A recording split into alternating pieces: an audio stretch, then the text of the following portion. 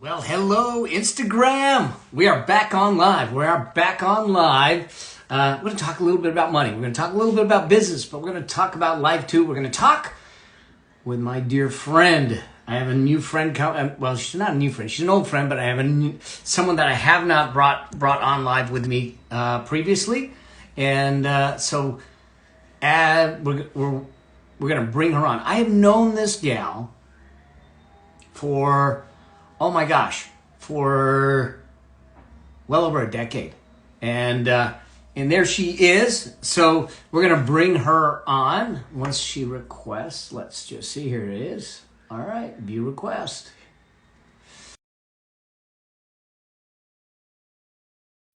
This is my dear, dear friend, Tiffany Lee Bymaster, known as Coach Glitter. She is, hey, how are you? What's going on? It's so close up. Can you hear me? I can hear you fine. Oh, good. Okay. Perfect. And so I was just telling him that we've known each other for a while. Oh, a long time. I think over a decade. Yeah, that's what I said. And it was before you started your business. And well, no, I should take it back. Before you did this business. Mm-hmm. You know, but you were already an entrepreneur. You've been an entrepreneur for a long time. Yeah, I am highly unemployable. It's exactly what I say. I say I'm self-employed because I'm unemployable. I mean, I've gotten job offers and I said, you'll fire me within a week. And that's because there's just no way,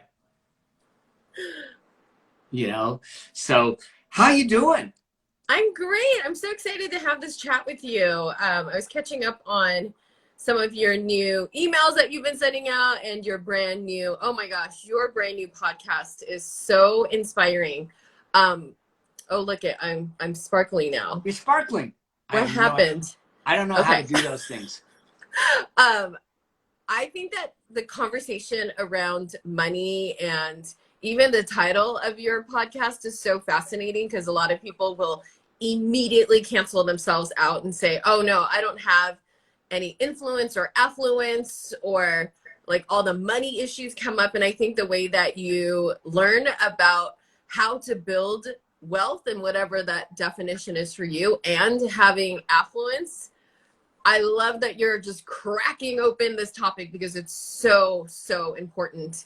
I wish it's something that children learned early on, but you know, a lot of times they can't learn it because the adults need to first learn it for themselves. Like all of the, how to build wealth and how to even manage money, like basic money management, finance management, and then investing. Yeah. It is. In fact, I had someone send a question to me asking, what she should do to talk to her children about money, about this whole idea, because money's such a taboo topic, it seems. It's like we're not supposed to talk about, we're not supposed to have conversations around it. Yet, listen, there's no problem in the world that ever gets solved if we don't have conversations. Yeah. And I love that's changing because I think generationally, yes, that was something like my grandparents, my parents, even most of my life, you didn't talk about money, whether you had it or you're struggling with it. You just didn't talk about it, period. Like you didn't talk about politics or money or religion. And I was like, let's talk about all of it. I see. I'm with you. As long as it's a healthy dialogue, let's talk about it. I think too often, at least with regards to money, they think that just if we're talking about money, then that's all we're about. That's all it is, and it's about greed and it's greed and money aren't the same. Money's neutral. Money's agnostic. It's like it's how do we use it? How do we make a difference with it? What are we doing with it to perpetuate a message, a mission, to make a difference, to change people's lives, and all of that? Look, call a spade a spade. It takes money to do that. It takes money to do things that can make a difference. And why is that a bad thing to talk about? It's so fascinating, right? I think it's just one of those things for a long time. We didn't talk about it because it was just the thing that we did.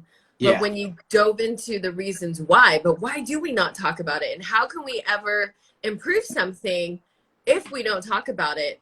And I love like just your first few episodes on your new podcast, how you talk about the taboo things and bring it out to the surface, but they shouldn't be taboo at all. It's one of those things that I think it's never too late to start building your wealth.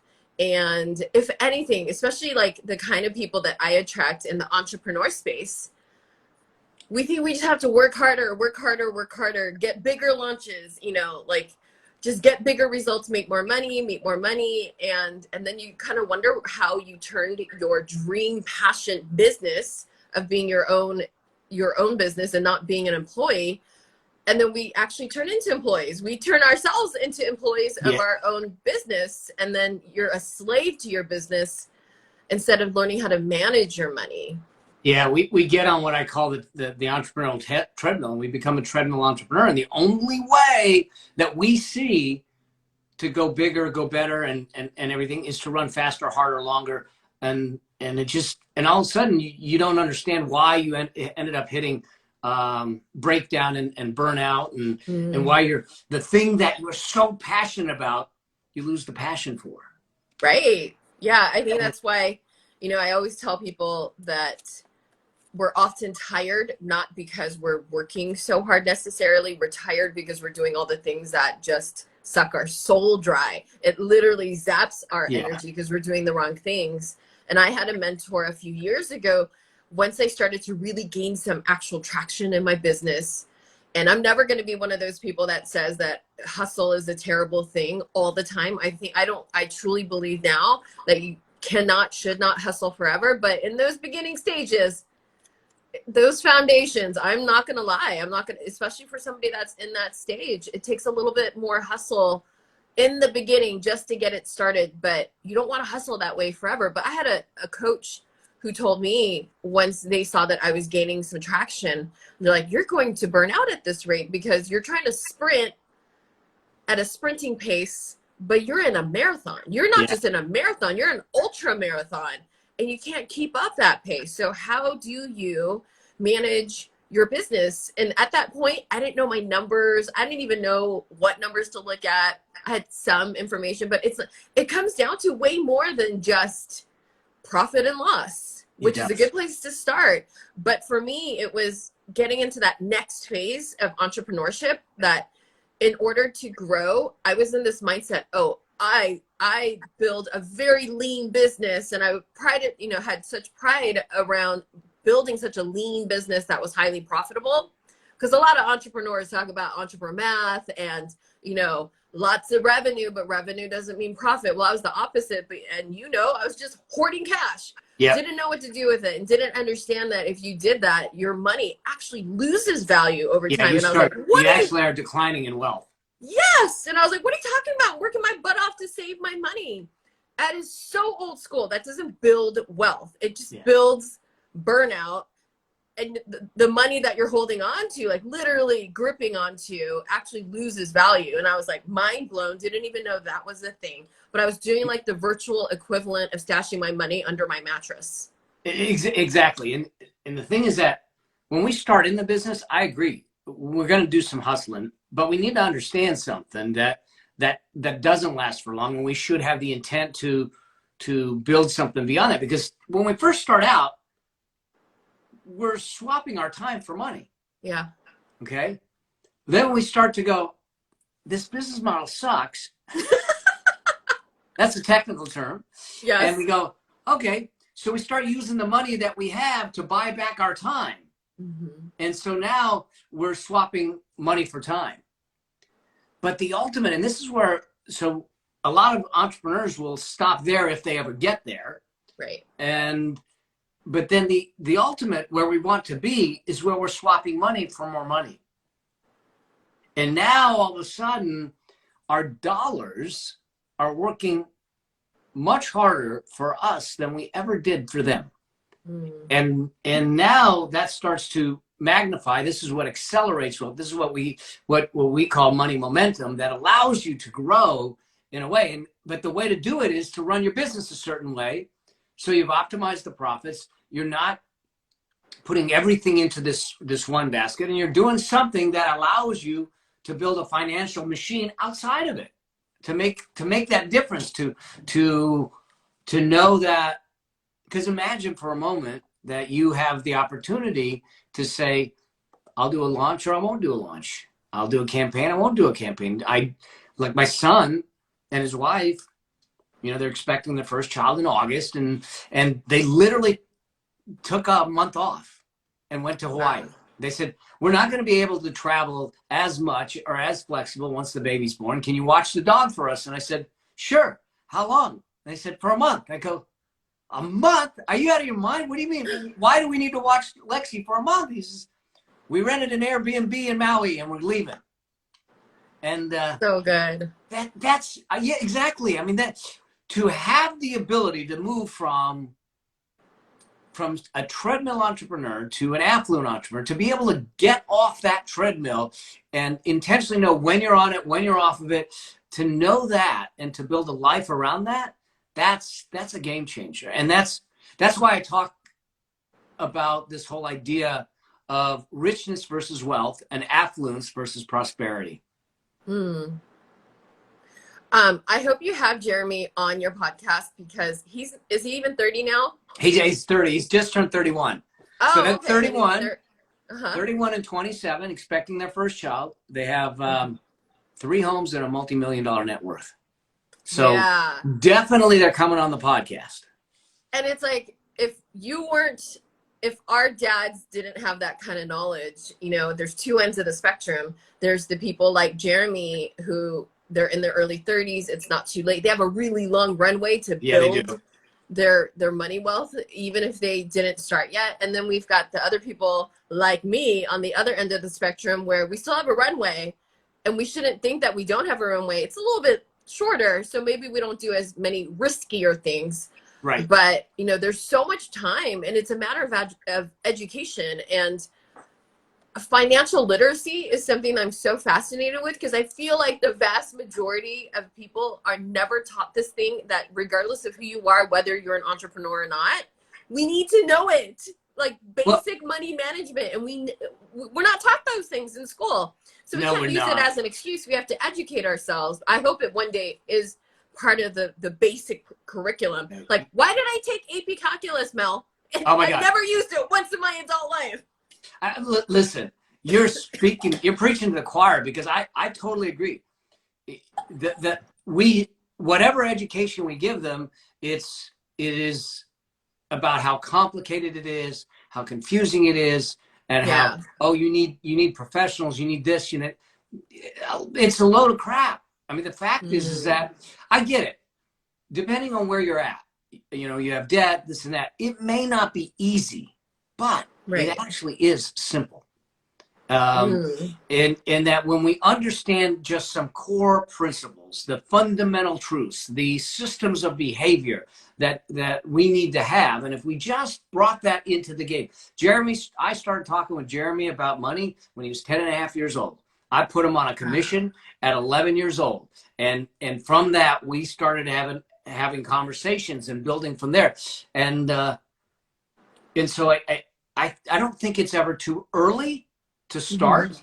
Having the conversations, investing, building wealth. Retirement, we shouldn't be thinking about it as retirement, because retirement's too easy to say, that's years away, I don't have to worry about it. But the fact is that the more you can front load your wealth building, the more time does all the heavy lifting for you, and it makes it much easier. I mean, Jeremy and Cammie are sitting there at 27 and 31.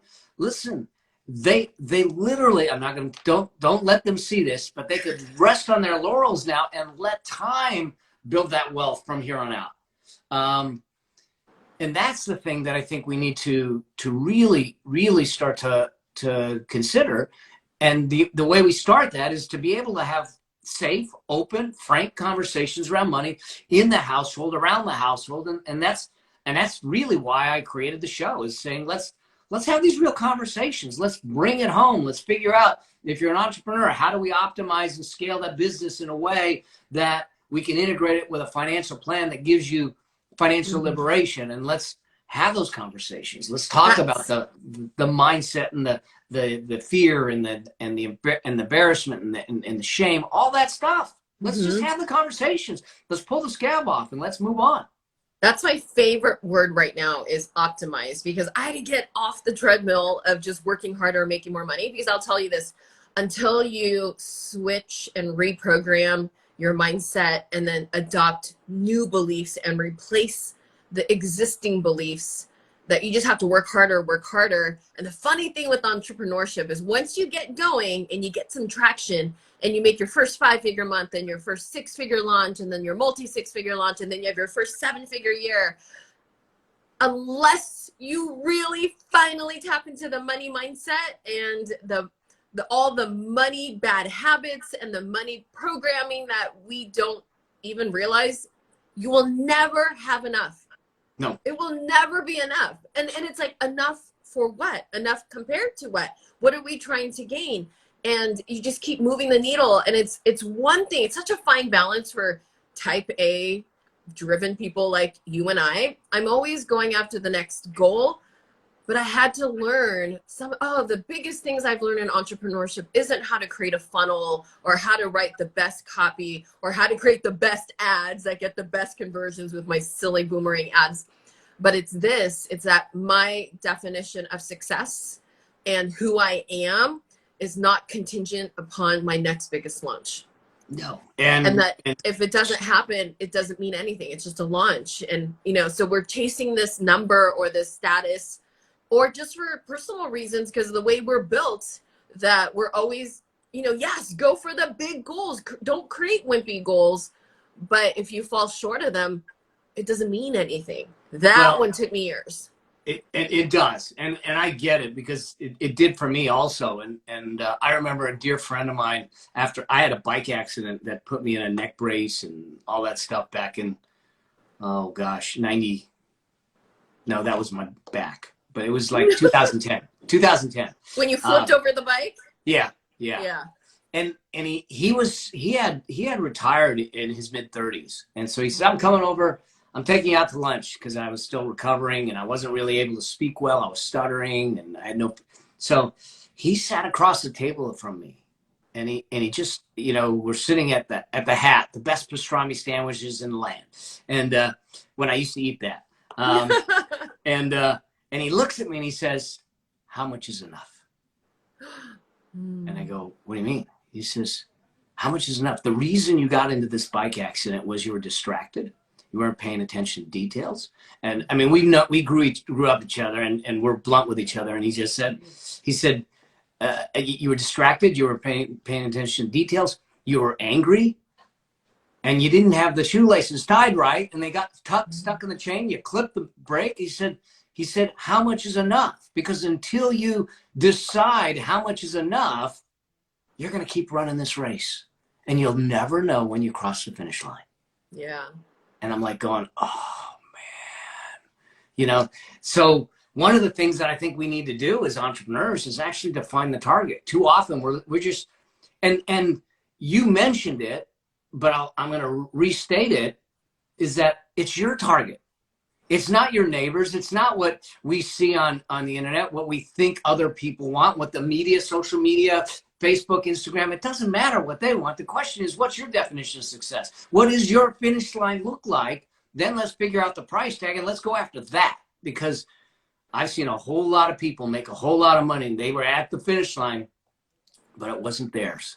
Let's talk about that for a second, because you and I, we work behind the scenes. We've got really good friends. We're not going to name any names, but we know a lot of really, on paper, very successful people who have made a tremendous amount of money and wealth and whatever you want to call it. But they're not exactly the happiest people, or I don't know, maybe compared to what my definition of success is, they don't seem very happy. What have you observed amongst people who are successful and happy? Like, what's the formula? Is it a secret? Like, what do you think it's a combination of? Because it's not just money alone. There's a lot of miserable millionaires. Do you know actuality? There's a study done by Harvard. Okay. They did a study of 4,000 millionaires and it was a happiness study. And one of the top top things that contributed to their happiness was not how much money they made, but how they made the money they made. Being in alignment, being on purpose, not chasing the profits, but chasing the purpose, made them happier with less money than if it was more money and it was off key. So I think that one of it, and it's one of the things that I talk about, is this idea of a money identity, and being really clear about what your money identity is. What is it for you that aligns? I think so. I think the first thing is making sure that you're doing the things that matter to you. Right. In one of the first episodes, I talk about, you know, affluence and what is an affluent life, and one is the first characteristic of an affluent life is that it's a meaningful life.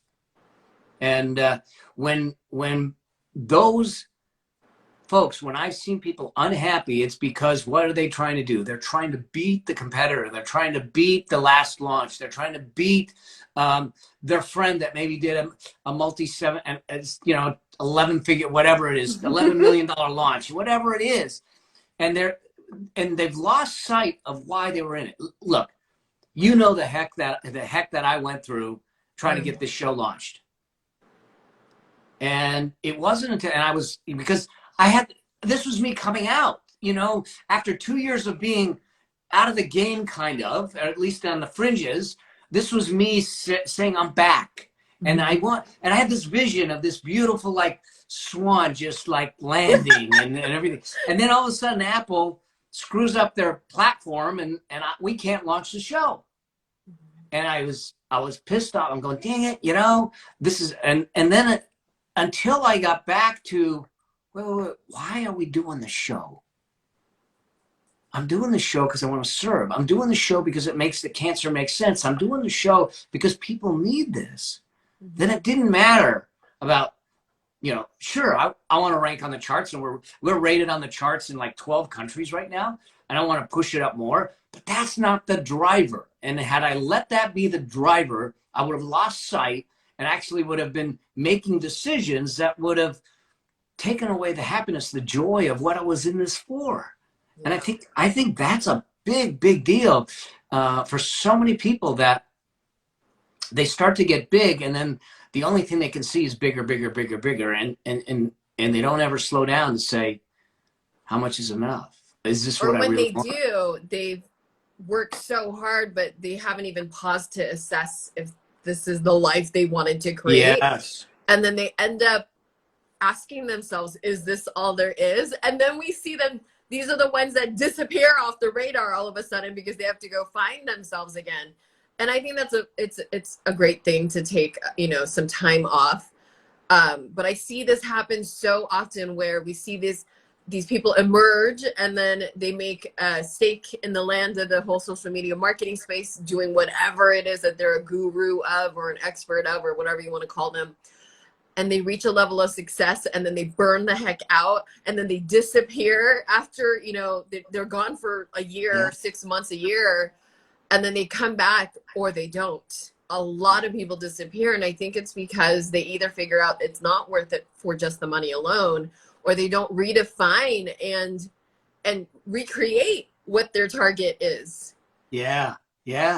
Well, and you get a chance to recreate it and all the time. All the time. It's I did a keynote presentation for a mastermind, and Lori Harder was there, and she talked through something which I just love, this mantra. She said, choose again. And that in a moment you can choose again. That if you feel that your energy is off, you can choose again. If you sit back and say, oh, that didn't feel so good, you can choose again. And once we do that, we go, well, gosh, if I have the power of choice, if I have the power to choose again, then what else is possible? And I think it's a really interesting way to really look at how we approach life, how we approach money, how we approach wealth, how we approach entrepreneurship. You know, a launch is a dot in the line. And if it doesn't go well, it doesn't go well. You know, I get it. In the heat of it, it doesn't feel good, and you're personalizing it and everything. But in the end, is that really what defines us? I hope not. I hope that my what defines Mel and what defines Tiffany is something different than what's in the bank account or what our profit and loss statements do, or what, you know, how big was our launch. I believe that that is the case, but I think that too often we are spending our time comparing ourselves to others and deciding what we should do based on what others are doing. It's a mistake. Yeah, and also when we're doing that, we're seeing very surface level pieces Oh my God, yeah. of the story. We're not getting the full story. And so I think it's really important that we only, if we're going to judge anybody, that we only judge who we were yesterday, and we're just improving who we are today. But also really even figuring out why we're judging ourselves and what we're setting the precedent against. Like, what are the goals? How are we better? Are we doing it in the way that gets us further away or closer to what our new goals are? And for me, when I started to shift away, so when I started, I mean, there's no apologies. I wanted to be my own boss, make my own schedule, say who I worked with, especially as a consultant, and who I didn't work with. And to be able to control that, like, that was my number one definition of success when I started. And so, as you know, I had an offline business, and it completely started to pivot into the online space. It did not happen overnight. It was a 3-year transition. But in that time, I really had one goal, and no apologies: make more money working at home, making my own schedule, and working in my pajamas all day if I want. Well, that happened. And once that happened, I realized, okay, I reached that, but what's next? Is there more? And then the thing that's kept me in the game in this online space, which has been far more challenging than my previous business looking back, but I'd never go back. Everything's about pros and cons. But the thing that my target that I'm always aiming is the impact and how many people can I help through my business. It really is of service, as cliche as it sounds, but it is. And then money and the wealth, that becomes a byproduct of how many people I'm able to impact. So the driver is different. The goal creates similar results, but I'm not chasing the number to get it. So I'm not defining myself by the number. And then I stop looking at vanity numbers, and I look at, like, that person represents a human, someone who opts in to get on my newsletter. That is an actual human being. Yes. Yeah. Sorry, there's a banging. I know you're doing construction. Hey, we're real. We're real. We're just going to keep going. I sent a note to Stephanie to see if they can stop. You know, I tell a story about it. A good friend who I coached and mentored, and she did, you know, almost like what you did. It was really, you know, I'm wondering if I can move. That's okay. It's all good. It's real life. All right, cool. So Jane, I almost said Jamie Kern-Lehman because her book's right here. But Allison Prince, she teaches people out in e-commerce, and she literally called me up a year ago saying, I hit all my numbers. And I'm excited and going, that's great. I go, but why don't you seem happy? She goes, what do I do now? Do I just increase the numbers? And like we sat down, I said, oh, one of the core principles I teach is this idea that we need to know our why before our how and how much. Mm-hmm. And I said, let's go back to your why. Now, her why is to give women the possibility of independence. And so we restructured her business. So every time she made a sale, she would literally make a microloan to a woman in a third world country. So we did an interview last week. And in a year's time, I'm figuring, you know, she goes, do you know how many loans we've given out? And I go, I don't know. I'm figuring, you know, 500, 600. That seems like a big number to me. That's pretty good. She said, over 7,000. Individual loans? Individual loans. She said, wow, we have impacted 7,000 families and given them the possibility of independence. She said, and the more beautiful thing is, I didn't do it in my name. I did it in my customers' names.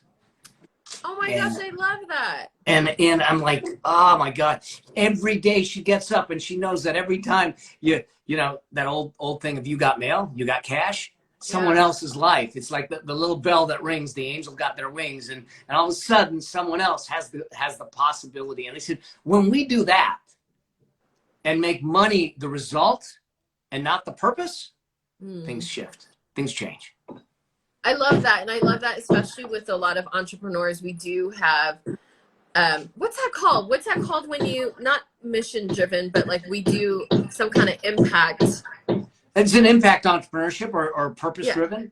Yeah, that we do something like, I want to call it do-gooder, but you know, like we're, you know, like the Toms, how Tom started, and they created a whole new category of business where, you know, you give one, get one, or or you buy one and you give one. And so Bomba socks, they do that too. Every time you buy a pair, they give a pair. So I love that we could do that with our business as well, whether you choose to share it publicly or not. But the fact that we can do that, it adds so much more meaning to our business. Well, and it does. And given the kinds of businesses, especially in the digital space, our margins, if you run it right, the margins are so high that your ability to give back is huge, without really impacting your lifestyle at all. But it'll make a monumental impact on society. And I just think that that's something that, rather than us looking to, and this has nothing to do with politics, but rather than looking to stimulus or other things, if we can empower the world to find financial independence, things will shift dramatically. If we stand shoulder to shoulder as entrepreneurs and say, hey, we're in this together, man, there isn't a problem we can't solve. Yeah. And my mission really is, I didn't realize, because I was in my own little incubator, like in my own little space, and didn't realize, even though I'm surrounded by predominantly female entrepreneurs, I attract female entrepreneurs, but I'm in masterminds with predominantly men. And I didn't even realize there's less than 2% of the millionaire entrepreneurs are women. Yeah. Although the numbers of women that are becoming entrepreneurs is higher than ever, but they only make up 2% or maybe even less than 2% of the actual millionaire entrepreneurs. And that is not okay with me, because it just shows that they want to start, but they're coming up against a lot of blocks in how to actually build that. Well, and I think that's the reason, one of the biggest reasons I wanted to create the show. I wanted a safe space for us to have frank conversations. It's about how do we find the intersection between your business and your money so we can integrate them properly, because if we scale the business without scaling the money, it does us no good. If we try to scale the money without scaling the business, it does us no good. The fact is what we're really trying to do is scale our life. And the way we do that is scaling the business and the money at the same time and make that happen. And so that's where this show kind of was born out of, is what I saw was the need to make that happen and not allow society or anyone else create limitations that just are fabricated. They don't need to exist. And I think right now too, what people need to hear, I feel like at least in my little bubble in the entrepreneur space, there's a lot of people who would diminish the people who would start just to create a little side income, a side hustle. And that became like the F word, where, you're just a dabbler. There are people who have a dabbler mentality where they cannot focus and they just hop from one thing to the next, which it's a fine line between shifting and like what Lori was talking about, and not being able to give anything a fair shot or give yourself a fair shot. Like, it's a really fine line, right? Especially with entrepreneurs, where we see so many shiny objects and so many different social media platforms, and we never build anything on any one place before we shift, or give ourselves a fair shot and actually have a plan to execute it before you reassess and then figure out if you should shift again. Yeah. But I really see a change in the tides right now that I love. That especially after the hard year that we all collectively as a human race experienced, and we're still going through it, and there's still so much that we're learning from it. And then people like you had double the experience of your own personal hardships, surviving cancer the last 2 years, and then everything that we all collectively went through the last year. If we learn nothing else, it is this one thing. And that is, you cannot put all your eggs in one basket. There's no such thing as, having anything that's 100% sure. Like, so many people want assurance. And they're just, it doesn't exist. But you know what does exist? Our capability to be able to make money on demand or take care of ourselves or be scrappy and extra, like just roll up your sleeves and figure it out. And we've survived all those moments. We don't want to just survive, we want to thrive.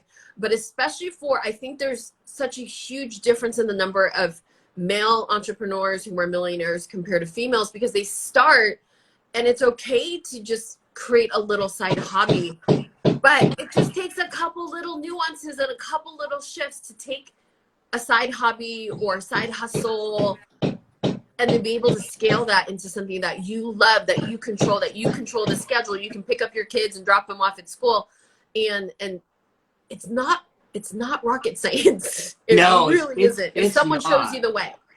I've had this conversation with Stephanie because she struggles with why it seems, and I, obviously I'm not female, so I don't, and this is not what the conversation's about, but it does speak potentially to this idea of why we at this point have less as a percentage women millionaires than we do men. Mm-hmm. Is that because she had gotten a job offer, but the economics of it just didn't make sense. And the lady that she had interviewed with was absolutely offended when she said, basically, the money's not enough.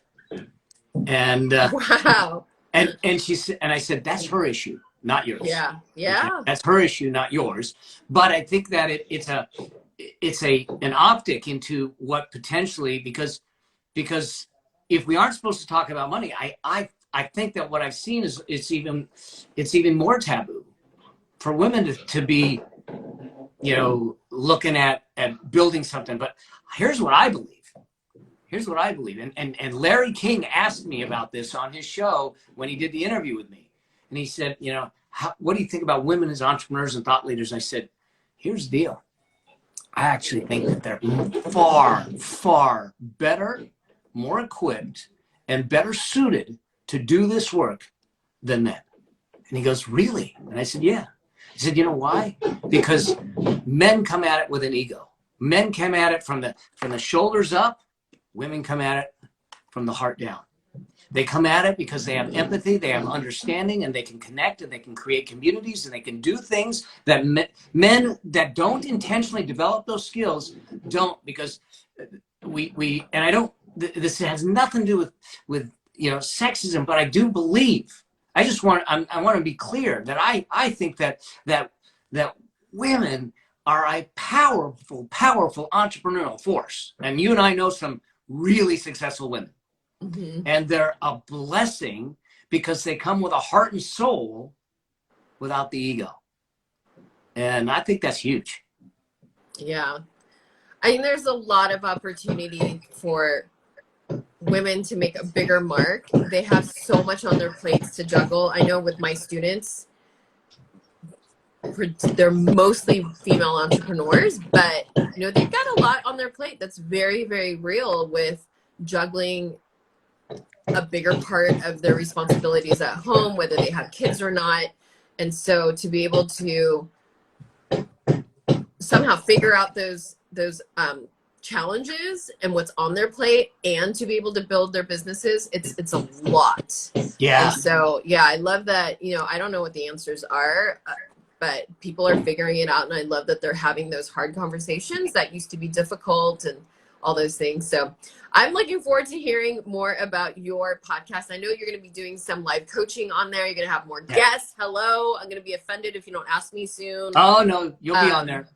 Yeah, there's so many topics that I'm so fascinated about that I just haven't seen or heard on all the other marketing businessy type of podcasts out there, which, there's a lot of the same. And so I'm always here if you want any answer or any, if you want to brainstorm any, topics, because there's so much, like, for the people that are in different points in their life, like maybe they need to get out of debt, or maybe it's just having basic financial literacy, or maybe it's the people who overcome those things by implementing what they learned from you. And then now it's like, how do we not become a slave on the, the money dreadmill, and then be able to make money for us, which is the best part.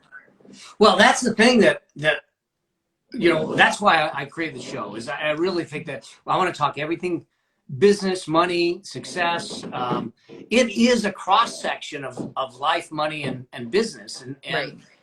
I want to teach some of the principles, the things that I've done, most of the things that I've done wrong, so you don't make them. I mean, the fact is that I've been blessed. I've been blessed to do enough right to be successful, but you've been blessed that I've done enough wrong to be educational. And so, so that the thing is that I want to do that. I want to bring on guests because I want to bring their stories to life in a different way, in a way that we're digging into some of those topics that maybe they're not willing to share normally, and saying, let's talk about money. Let's talk about your money. I have an idea. Yeah. I'd love to hear your take on profit first, because I have opinions and I see so many people talk about it in the entrepreneur space.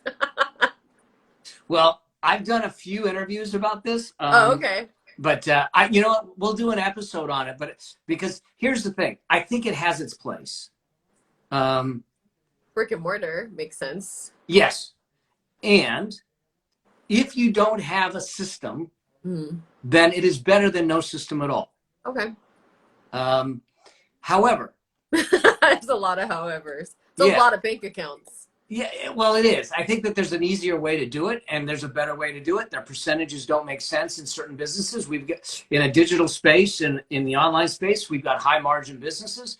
I think we have the ability to do some things differently, and do it that way. I think the most powerful message of Profit First is to understand that, and I call this the profit pathway. In the or the wealth pathway, but most people get into the space where they make money, they spend money, and then they figure out what's left, and that's what they invest. Right. Well, if you think about that, you're investing the scraps in your future. I think your future's worth more than just scraps. The wealthy do it the opposite way. They make the money. They make sure that they have the allocation to investments first, if they make it a priority, and then they figure out what's left and say, this is my lifestyle, and if I don't like it, I'm going to go make more money. That's the way we need to look at this thing, and Profit First takes a step towards that. So I think it's moving in the right direction, but I don't think it's not in my opinion, it's not the solution for everyone. Yeah. So that's a short synopsis of what's coming. Yeah, I love the profit. I love profiting first. I did not pay myself in the beginning on purpose. Yeah. I invested back into my business. And so that's like the one area that I don't totally love. It depends on what phase you're in and where you're at and what you're building towards. So I did not pay myself. I could have, but I reinvested everything back into the business. Yeah. Well, at the beginning that, a lot of times that makes sense. I think that we need to get traction in the business. Yeah. And we're not the business. Like, the business account is not my personal account. And that's a whole nother thing that, basics, but a lot of people don't understand that. And I had to figure all of that out too. Yeah. Oh yeah. Like, we kept the money in the business. And we still do. Like, I don't pay myself a massive salary, enough where it makes sense for my role, for like IRS purposes and all that too. But it's like we have to keep it in the business. Yeah. And we need to keep enough in the business to give us, one, a cushion, two, the ability to grow, and three, the ability to operate effectively. But one of the reasons I try not to keep as much in the business is that if the business gets sued, it's an asset of the business and you actually now screwed. Right. Okay. Yeah. So there's some things that we would do depending on facts and circumstances. But I think that bottom line is, if you're not, as the entrepreneur and as you grow, if you're not in tune with the numbers, and you were saying this you just finished your lunch. You're talking about making data-driven decisions. If you're not in tune with the numbers in your business and outside your business, in your business, in your life, you can't make the right decisions. And if you happen to get to the destination, it's by coincidence. Mm-hmm. And I think that we can raise the probability of achieving your destination beyond coincidence if we do it right. Right. Or if you get there that way, the way that I did, if you're going to maintain and stay there or even improve from there, then you definitely need to figure that stuff out. It's so important. Okay. So I'm excited because I know there's so much that I still need to learn.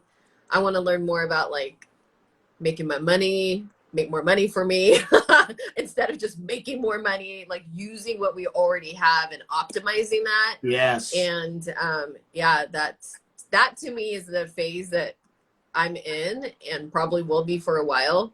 I know I asked you about like Bitcoin and investing. There's a lot of options out there. So I know the thing is, like, I always ask you because I've known you for well over 11 or 12, maybe 13 years. Yeah. You are the trusted go-to resource for so many people, whether they know you from social media or in real life behind the scenes with some of the biggest names in the business world. Like, you are the go-to trusted guy. And now that all of us have access to you via your podcast and how you're showing up on social media and you're back, like this is your big comeback. It's just such an honor to have these conversations, open it up, and like expose more people, even the awareness that we should be learning more about this.